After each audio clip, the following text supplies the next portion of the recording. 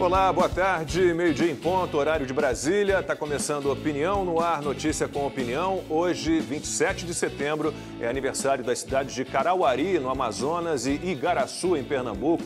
Parabéns para essas e outras cidades que fazem aniversário hoje, que é o dia do cantor, do idoso e do turismo. Boa tarde, Amanda.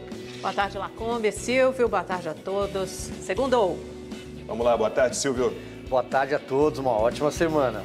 Olha, Rodrigo Constantino ainda não está plugado. Daqui a pouquinho a gente vai ter aí, então, a comunicação estabelecida com o Rodrigo Constantino. E eu lembro que você pode acompanhar o Opinião no Ar também pelo YouTube, pelas redes sociais da Rede TV, Twitter, Facebook e Instagram, @Opinião Rede TV, o nosso Twitter e o nosso Instagram. E hoje nós vamos conversar com o deputado federal Eduardo Bolsonaro, que está se tratando da Covid em casa e a quem agradeço muito pela participação mais uma vez aqui no Opinião no Ar. Boa tarde, deputado. Boa tarde, Lacombe, Amanda Klein, Silvio, Constantino, assim que entrar. Satisfação mais uma vez estar aqui participando do programa dos senhores. Muito obrigado pela sua participação e você aí de casa, você que nos acompanha pelo YouTube, também pode participar da nossa conversa. Mande suas perguntas pelas nossas redes sociais. Vamos lá então começar a conversa com o deputado federal Eduardo Bolsonaro. Deputado, agradeço mais uma vez a sua participação. Queria saber como é que o senhor está. O senhor se infectou, não sei se no Brasil, nos Estados Unidos, mas está bem? Aparentemente sim. Não, Lacombe, obrigado pela preocupação. Eu estou bem, sim. Eu só não sei se eu posso falar, nos tempos estranhos que nós estamos vivendo, o que eu tenho feito para ficar bem, vamos assim dizer. Mas acho que as pessoas já imaginam. O primeiro dia eu tive sintomas de gripe forte, né? Realmente deu um cansaço, um pouquinho de dor pelo corpo, mas nada de tão mais, e muita coriza. Mas assim que eu comecei o tratamento, no dia seguinte eu já melhorei. O fato, entre aspas, curioso também a ser adicionado, é que a minha esposa ela fez os exames e inicialmente foi negativo. Um dia depois, quando ela começou a apresentar os sintomas, ela também fez um novo exame e aí sim testando positivo. Então aqui em casa infelizmente está todo mundo com Covid, mas por outro lado, felizmente, nós começamos um tratamento muito barato e já dá resultado. Todos nós estamos muito bem. Boa recuperação para todos aí, deputado. Amanda. Bom dia, deputado. Boa tarde. Um prazer falar com o senhor novamente. Desejo também melhoras, pronto restabelecimento. O senhor se vacinou, né? Tinha até uma foto, acho que foi com o ministro Marcelo Queiroga, né? O senhor, imagino que a sua esposa também, mas desejamos aí o pronto restabelecimento a vocês dois. Deputado, recentemente, na última sexta-feira, o presidente Jair Bolsonaro concedeu uma entrevista à revista Veja, em que ele adotou um tom de moderação. Ele fez até elogios ao ministro da STF e presidente do Tribunal Superior Eleitoral, Luiz Roberto Barroso. Ele disse que a chance de golpe é zero. Fez também elogios até agora à urna eletrônica supervisionada por uma comissão de transparência com participação das Forças Armadas. E falou também o seguinte, eu vou citar: esperavam que eu fosse chutar o pau da barraca. Você imagina o problema que seria chutar o pau da barraca. Esperavam que eu fizesse algo fora das 4 linhas. Agora todo mundo tem que estar dentro das 4 linhas. Não vou mais entrar em detalhes, porque por enquanto pacificar é a melhor saída. Deputado, esse tom veio para ficar, essa tônica de mais moderação e menos confronto, é isso que vai ditar o resto, essa reta final do governo Bolsonaro até a eleição do ano que vem? Eu estava dizendo aqui, Amanda, primeiro que é uma satisfação falar com todos vocês novamente. O presidente ele nunca mudou o tom dele. Agora, realmente, a sua base é que está sendo presa por protestar, né? Deputado, colega nosso de parlamento preso por falar, né? Isso daí é algo totalmente inadmissível numa democracia. Líderes partidários sendo presos. Certamente, se estivessem sendo presos por ordem do presidente Bolsonaro, aí estariam falando em uma ditadura. Mas como não é o presidente que esteve colocando esse tipo de conduta adiante, ao que parece, algumas pessoas fazem uma passada de pano. Então, depois do 7 de setembro, e mais uma vez, Amanda, eu não sei o que o presidente falou com qualquer autoridade que seja, eu não falo em nome do presidente, mas ao que parece, depois das pessoas irem às ruas no 7 de setembro, todas as autoridades aqui de Brasília estão jogando dentro das 4 linhas. E se isso de fato ocorrer, não vai ser mais necessário as pessoas irem às ruas, porque vai parar a prisão de jornalista, a prisão de congressista e assim por diante. Então, é o ambiente que propicia o Brasil a discutir matérias que vão a favor do Brasil e não somente discutir temas que tensionam os poderes. Silvio. Deputado, boa tarde. Eu vou pegar o fio a partir daí, então, do encerramento dessa sua resposta. O senhor falou de liberdades e falou do 7 de setembro. Uma multidão foi às ruas, especialmente na Avenida Paulista, em São Paulo, mas também na orla de Copacabana, na esplanada dos ministérios, algo que não se via no Brasil desde, pelo menos, o impeachment da ex-presidente Dilma Rousseff ou até das diretas já. Muita gente fez essa comparação. Porém, aproveitando aqui a efeméride, né, os 1000 dias de governo que foi citado agora há pouco, quem abre o jornal ou assiste, acho que travou, Lacombe, é isso? Acho que voltou já. Acho que o deputado me ouve.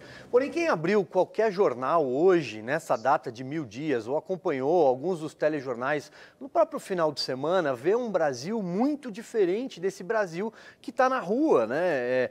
As manchetes falam que talvez não precisasse nem ter eleição, porque o ex-presidente Lula já estaria eleito no primeiro turno. Eles encontram gente como 91% de brasileiros que dizem ser a favor do uso de máscaras ainda. Como lidar, né, com essa disparidade, com essa dicotomia, esse duplo padrão, deputado, daquilo que está sendo mostrado pela imprensa tradicional e aquilo que a gente viu há 20 dias nas ruas? Olha, Silvio, eu sou o primeiro a não tentar generalizar a imprensa, até porque senão, né, se for generalizar, eu sou o primeiro a sofrer, porque imagina só generalizar o que as pessoas pensam sobre deputados. Mas, enfim, vamos lá. Existe uma parte da imprensa, não toda a imprensa, que parece que não entendeu o que aconteceu em 2018. E, nas palavras de Alexandre Garcia, eles tentam dobrar a aposta. Parece que eles ainda acham que a população é passível de ser manobrada, manipulada. Então, como é que se forma o consciente das pessoas? Eles acham que se você disser nas pesquisas que o Lula ganha de todo mundo, que a máscara é apoiada pela maioria das pessoas, ainda que na realidade, quando você sai às ruas e veja protestos indo justamente no sentido contrário, eles ainda acham que esse mundo que eles criaram é o mundo real. Então vai ocorrer esse conflito, Silvio. Então qual é o resultado disso? Que entre o que essa imprensa diz, o Instituto de Pesquisa diz, e a realidade? O resultado é esse conflito. É na internet toda hora as pessoas cada vez mais revoltadas se expressando. É cada vez mais pessoas indo às ruas.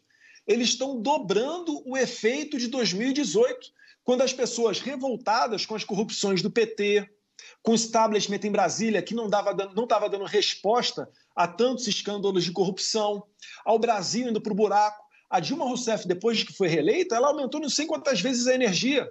E estava tudo aumentando, combustível também. Por quê? Porque ela não conseguia mais represar o preço e o valor das coisas. Não havia mais como subsidiar e esconder e maquiar essas contas. Hoje em dia, nós temos um governo que faz de tudo para tentar reduzir o preço das coisas. Por exemplo, arroz, que estava tendo uma inflação um tempo atrás, acabou com o imposto de importação. O arroz que vem da Indonésia entrou mais barato no Brasil. Se a gasolina aumentou o preço, o presidente praticamente zerou os impostos federais sobre a gasolina. Infelizmente, depois, os governos estaduais aumentaram. Então, está cada vez mais claro para a população, que se informa principalmente através da internet e não mais através de grandes telejornais e horários nobres, que o problema não é o presidente. Sabendo que o problema não é o presidente, na verdade, ele se torna o quê? Ele se torna o representante dessa população. O presidente, ao contrário do Lulinha Paz ao Amor, o Jair Bolsonaro não fala o que o povo quer ouvir. Ele fala o que o povo quer falar. E está aí nas ruas, mais uma vez, as imagens comprovando. 12h21, horário de Brasília, Opinião no Ar de volta. Hoje conversando com o deputado federal Eduardo Bolsonaro. A gente tentou, acho que o sinal agora já está ok. Então a pergunta é a vez do Rodrigo Constantino. Consta. Boa tarde, deputado. Pois é, sobre a questão do duplo padrão que o senhor mencionava, eu lembrei que um certo professor militante comunista, né, andou desejando, pregando mesmo, não só o ódio, como ameaçando violência a ministros do Supremo, mas parece que se você for de extrema esquerda tem um salvo-conduto, artistas te elogiam e tudo mais. Eu queria perguntar sobre os 1000 dias de governo também, e sem nenhum escândalo concreto de corrupção, né? Qual o simbolismo disso, ainda mais quando se compara ao governo do PT, que, segundo um ex-jornalista, hoje, ironicamente, militando a favor do Lula, mas foram desviados 242 bilhões de reais só no setor de saúde durante o petismo. Qual a importância, deputado, de 1000 dias sem escândalo de corrupção no governo federal? Como eu estava falando, o governo ele tem que aproveitar e fazer essa comunicação. O que eu quero dizer com isso? É traduzir como que se você não roubar, tem dinheiro para fazer. Eu cito um exemplo que fica claro para todo mundo.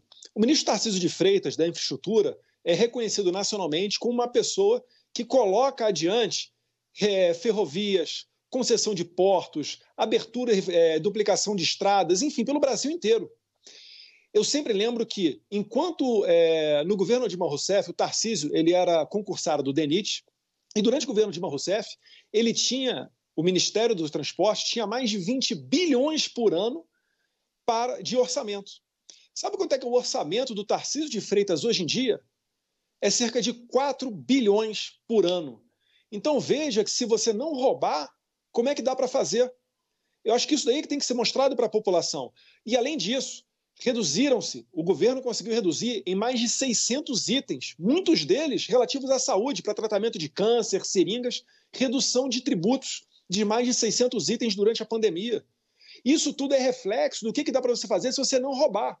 O presidente Bolsonaro fala, corrupção pode acontecer? Pode acontecer, Constantino. A máquina pública ela é muito grande, todos nós sabemos disso. A grande diferença é que, caso seja descoberto, não vai ser o presidente que vai passar a mão na cabeça, né, desses criminosos. Como acontecia antigamente, quando um ministro do PT era acusado de corrupção, o que acontecia com ele? Ele ia para outro ministério. A gente tem vários exemplos disso. Ou então, por exemplo, o que aconteceu com o caso do Bessias, né, o famoso Bessias. Antigamente, quando um ministro era acusado de corrupção, o que acontecia com ele? Ele ia para outro ministério. Ou então, os ministérios eram carta na manga para tentar driblar ações judiciais, como o famoso Bessias, né, que entregaria ao Lula a carta transformando em ministro caso ele fosse condenado ou tivesse alguma ordem de prisão contra o Lula, porque sendo ministro ele conseguiria evitar, ele teria algumas imunidades e levaria esse processo para o STF. Enfim, isso basicamente é o que mudou no Brasil. Por isso que dá para reduzir tributo, rasgar o país com estradas e finalizo aqui ditando o que aconteceu em 2019, quando o Brasil passou a ser o 4º maior destino do mundo de investimentos internacionais, ficando atrás apenas de Estados Unidos e Singapura em 2019. Deputado, então hoje completam-se 1000 dias do governo Bolsonaro e a gente dá uma olhada nos jornais de manhã e vê lá que, segundo boa parte da imprensa, o governo Bolsonaro, ele nesse período criou e estimulou crises. Então eu pergunto, como é que a gente enfrenta, como é que o governo pode enfrentar essa guerra de boa parte da imprensa contra o presidente Bolsonaro?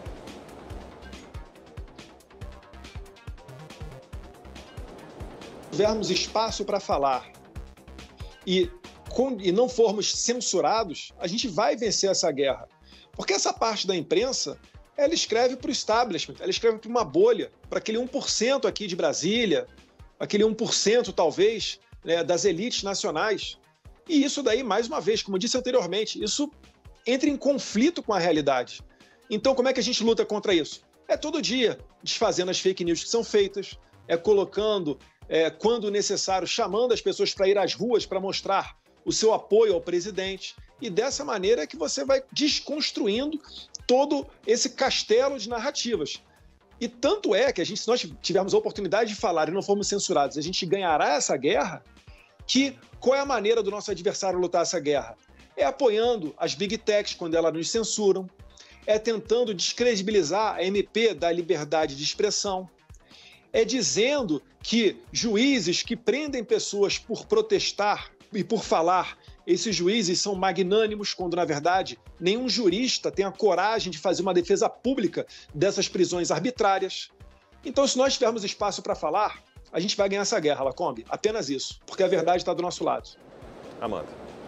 Deputado, eu acho que esse discurso fala muito aos grotões das redes sociais, tanto à direita quanto à esquerda, mas há alguns problemas prementes que afligem a população, principalmente a população de menor renda, mas acho que todo mundo, de uma forma geral, que é a inflação. Isso não é narrativa, não é invenção da mídia, é muito concretamente sentido no bolso das pessoas, né? Gasolina R$ 7,00, botijão de gás a 100, tarifaço na conta de luz. Quais são o que pode ser feito pelo governo? Isso se retrata também, é reproduzido nas pesquisas de opinião, e todas elas mostram, de diferentes analistas e diferentes fontes, né, mostram que o presidente Bolsonaro e o seu governo atingiram um pico de impopularidade, né? Um pouco mais de 50% da população acham que o governo Bolsonaro é ruim e péssimo, e grande parte disso é atribuído à inflação. E aí, quando você vê nos grupos de menor poder aquisitivo, até 2 salários mínimos, depois de 2 a 5 salários mínimos, a gente percebe que essa impopularidade é ainda maior. Então, o que o governo pode fazer para endereçar concretamente esses problemas, como a inflação e outros problemas econômicos que atingem em cheio as pessoas? Amanda, eu nunca vi um presidente com recorde de impopularidade e que tenha feito a maior manifestação da história desse país a favor de um político, como ocorreu em 7 de setembro. Então, mais uma vez, é um conflito entre o que os institutos de pesquisa dizem, entre o que uma parte da grande imprensa diz, com a realidade, com a vontade do cidadão comum. O problema das liberdades, ele não é um problema de menor importância que apenas causa tensão entre os poderes. As pessoas só podem reclamar e falar, por exemplo, com relação ao preço da carne ou do combustível, se elas estiverem livres. Se o presidente ele reduz o preço do botijão, ele reduz todos os impostos federais com relação ao botijão de gás, se ele reduz os tributos federais que impactam na gasolina, mas ele não pode ter a liberdade de expressão para falar sobre isso, então realmente esse presidente ele vai acabar sendo deposto e vai entrar outro que tem uma conduta diferente. E nós sabemos muito bem qual é a conduta de alguém da extrema esquerda ou de centro-esquerda, como quiser, que certamente seria uma pessoa desse perfil que sucederia o presidente. Então, o debate das liberdades, ele tem tudo a ver com o que você está falando. Agora, especificamente, o que pode ser feito? Redução de tributo. E a gente não pode ser seduzido, igual a Argentina foi, a gente não pode cair, né, na ânsia de fazer vamos dizer assim, uma medida fácil para agradar a população, fazer como fez a Argentina, né? Que proibiu a exportação de carne. Num primeiro momento, a população vai bater palma, porque vai ter mais carne aqui no Brasil e com maior oferta, a tendência é que o preço caia. Mas no segundo momento, por não ter um preço que cubra os custos de produção da carne, e aí os fazendeiros mesmos parariam essa produção. Essa é a rota do insucesso que leva todos os países a ter fome e desabastecimento. Então, o governo Bolsonaro ele acerta ao adotar uma medida de liberalismo. Olha, essa internet aqui, sei não, isso não é culpa do Bolsonaro, pode ser o pessoal da esquerda tentando entrar aqui no Wi-Fi de casa também. Mas como eu ia dizendo, Lacombe, a gente não pode ser seduzido por medidas populistas, medidas fáceis, que certamente, no primeiro momento, ganhariam o aplauso da população, principalmente o que mais sofre, né, com a inflação, que são os mais humildes, e fazer igual a Argentina. A Argentina, o que ela fez? Ela proibiu a exportação de carne até dezembro. Num primeiro momento, as pessoas vão adorar essa medida. Por quê? Porque com mais oferta de carne na Argentina, a tendência é que o preço diminua. Mas num segundo momento, os fazendeiros, aqueles produtores de carne, vão perceber que esse preço não convém, não cobre os seus custos de produção. E aí eles vão passar a fazer outras coisas. É por isso que nas ditaduras socialistas, por exemplo, na Venezuela e em Cuba, a primeira coisa a faltar é o quê? É sabonete, é papel higiênico, porque são itens básicos, são itens que os ditadores adoram fazer média com a população, adoram controlar o preço. Para quê? Para cair nas graças do povo. Vamos tentar continuar, então, aqui a linha de raciocínio. Ele falava da Argentina. Ele vai Acho que a gente tem que falar do leilão 5G, deputado. Desse jeito não é possível. Só lembrando que a Argentina foi o país na América Latina que fez o lockdown mais severo, junto com o Peru talvez, mas foi um trancamento muito à frente severo. Do Brasil em morte por milhão. As pessoas, para sair na própria Grande Buenos Aires, para sair de casa durante um determinado período, era necessário mostrar uma receita médica para, estou indo à farmácia, o transporte público chegou a parar durante determinado ponto, ou seja, o resultado desses trancamentos é o que a gente vê, né? A Argentina está aí. Exatamente, Silvio. E além disso, tem a questão dos campos de Formosa, pessoas que eram obrigadas a se quarentenar, um negócio assim que deu inveja aí em países ditatoriais da Ásia. Inacreditável. E ao mesmo tempo em que Alberto Fernandes falava para as pessoas, não saia às ruas se não tiver um bom motivo para isso, porque se não aprender por bem, você vai aprender por mal, ele, Alberto Fernandes, fazia festinha em casa. O resultado disso aconteceu agora, nas chamadas primárias, as primeiras eleições da Argentina, onde o kirchnerismo tomou uma lavada. Tomou ali, não foi nem um tapinha de pelica, não, foi detonado. O efeito foi tão devastador que, para manter o seu apoio no Congresso, o Alberto Fernandes permitiu que a vice-presidente, que mais parece presidente, né, Cristina Kirchner, nomeasse 5 novos representantes do seu gabinete, do seu entorno, né, chefes de gabinete, ministros próximos, para que ele não perca o apoio do kirchnerismo. Então, só dizer que a gente não deve seguir o exemplo da Argentina, porque num primeiro momento, toda medida socialista é boa, mas no segundo momento vem a fome e o desabastecimento. E na nossa fila aqui, com essa confusão toda de sinal de internet, eu Constantino agora, Posso trazer um tema aqui também, já que a gente está falando num debate sobre liberdades, e eu sei que o deputado também tem comentado sobre, que é a questão do passaporte sanitário. O senhor, por exemplo, foi ao exterior agora, recentemente, né, deputado? E o que a gente vê? A gente vê pessoas vacinadas que não só transmitem, como pegam a Covid, né? Temos aí clássico exemplo ocorrido em Nova York, não se sabe se foi antes ou depois que pegou, mas enfim, para ficar aí no exemplo do senhor, do ministro Queiroga e por aí vai. E aí nós temos agora esse momento da ditadura da carteirinha, né? Criação de uma espécie de uma subclasse. Se você não pode poder entrar em determinados lugares, não vai poder frequentar determinados países porque você não tem a carteirinha. Então eu queria embarcar nesse sentido nossa conversa, deputado. Total razão, né, Silvio? Eu não me arrependo de ter tomado a vacina, mas eu acho um total contrassenso você querer obrigar que as pessoas injetem em seus corpos alguma coisa. Quanto mais alguma coisa em estágio experimental. Todos nós estamos assistindo que os estudos sobre a eficácia da vacina e os seus efeitos colaterais, eles estão acontecendo neste momento. E esse argumento torna ainda mais absurdo você exigir que as pessoas se vacinem. De novo, uma variação no sinal. Esse passaporte sanitário, eu tenho dito, ele é duplamente absurdo. Ele seria absurdo de qualquer maneira, mesmo que nós tivéssemos vacinas que garantissem ali 100% de eficácia. Não sendo, né, essas vacinas 100% eficazes, ele se torna mais absurdo ainda. O deputado Eduardo Bolsonaro, o sinal está restabelecido, ele, como foi vacinado, ele poderia sair de casa agora e entrar em qualquer lugar que exija um passaporte sanitário. Mas ele está com Covid. Mas ele foi vacinado. É mais ou menos isso, deputado. É duplamente absurda a história. Exatamente. E as vacinas, a eficácia e os efeitos colaterais, os estudos estão acontecendo agora, nesse momento. Então, isso daí só reforça o nosso argumento. Como bem disse Nela Combe, se fossem vacinas ainda que consagradas, eu acho que o Estado não tem o direito de obrigar as pessoas a injetarem em seus corpos qualquer coisa que seja. E a reação, ela já está ocorrendo pelo mundo inteiro. Itália, França, Alemanha, Austrália, Estados Unidos. Os protestos estão aí para quem quiser ver. Por mais que alguns setores da imprensa queiram abafar, todo mundo está vendo a revolta popular, tal qual ocorreu em 1904 no Rio de Janeiro durante a revolta da vacina, naquele tempo por causa de varíola. E a vacinação em 1904 no Rio de Janeiro, ela só se tornou eficaz quando ela passou a ser voluntária.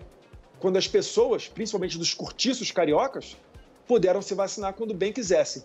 Então, se alguém é a favor da vacinação, você tem que justamente ser aquele que mais trabalhe pela liberdade de se vacinar quem quiser. Quanto mais obrigatório, mais resistência vai atrair. Estamos de volta e com apenas 2 minutos e pouquinho. Então, pergunta rápida do Rodrigo Constantino para o deputado Eduardo Bolsonaro. Bem rápido, deputado. Um jornal aí divulgou conversas vazadas de influenciadores de direita, né?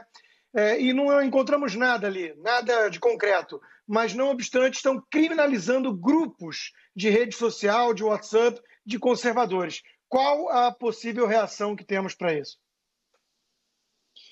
Olha, Constantino, a reação que nós podemos dar é não se curvar a essas pessoas, né? É não permitir que isso daí acabe por nos tolir nas nossas comunicações. Todo mundo viu ali que não tem nada de legal. O que eu falei com Alan dos Santos, o que eu falei com uma pessoa ou com outra, isso não tem nada de criminoso. Agora, vai servir de combustível para a esquerda, ficar colocando em título de matéria, falando em gabinete do ódio, em esquema pré-ordenado para disparos em massa de WhatsApp. Eu acho que a definição perfeita para essa narrativa foi dita pelo presidente Bolsonaro há meses atrás. Abre aspas. Gabinete do ódio. Eu vou mudar um pouquinho o que ele falou, tá? Gabinete do ódio nunca existiu, né? Bobo foi quem acreditou nisso daí. Eu acho que é mais ou menos por aí. É mais um ataque que a gente vai sair dessa mais forte para seguir na nossa luta. Deputado, porque parece que virou crime realmente, a gente tem um pouquinho de tempo ainda, ter grupo de WhatsApp, você se relacionar com pessoas que pensam como você, tudo isso parece que virou crime. Inclusive, eu me pergunto qual a fonte desse pessoal. Outro dia saiu num grande jornal, um jornal de grande circulação, 2016 da campanha de Trump. Opa, voltou. Voltou. Marqueteiro 2016 da campanha de Trump estaria dando ordens dos Estados Unidos para mim e eu aqui no Brasil seria o responsável por disseminar o discurso de ódio e negacionista sobre a pandemia. Enfim, qual é a fonte desse pessoal? Qual o compromisso que eles têm com a verdade? Nenhum. Deputado, o senhor está convidado a voltar ao programa com um sinal de internet 100% ou presencialmente para a gente ter uma conversa aqui, que essa foi muito picotada. Muito obrigado mais uma vez, boa tarde. Amanda Silva Constantino, a você que nos acompanhou. Amanhã a gente volta. Boa tarde.